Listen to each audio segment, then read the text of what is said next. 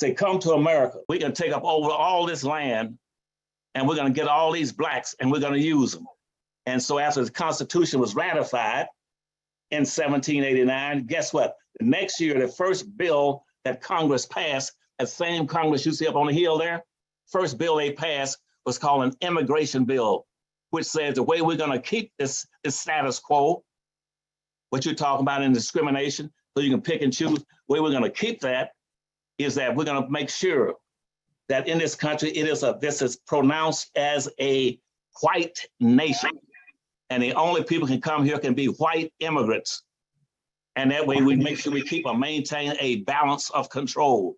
And so we dominated the population in Florida, Alabama, Mississippi, Georgia, South Carolina, Louisiana, all the way across the country was dominated by blacks in population, 51%.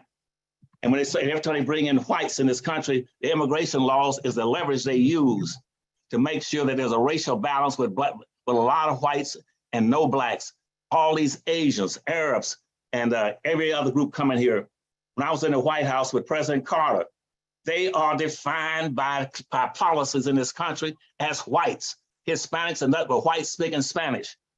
And the biggest enslavement groups in the country and in the world were Hispanics, Arabs, French, Germans, British, Norwegians, and Portuguese. Those were all slave and holding nations in Europe. And also to spread over, we had Asians or slave holders, American Indians were slave holders. Every group in this world has been holding blacks into slavery. And they always want to mix them together and call it, well, Dr. Anderson is the only one trying to point it out to him. We'll use very broad and ambiguous words. These black folk don't know the difference. Nixon talked about that in the White House when he came in 1982.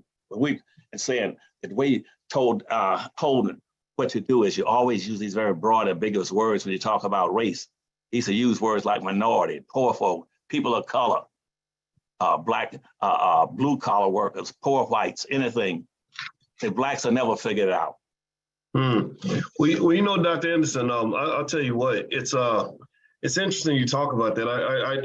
I heard you a minute ago talk about, just some of the false ideas we have about the role Native Americans played in what happened to Black people. And this is not, a blanket an indictment, but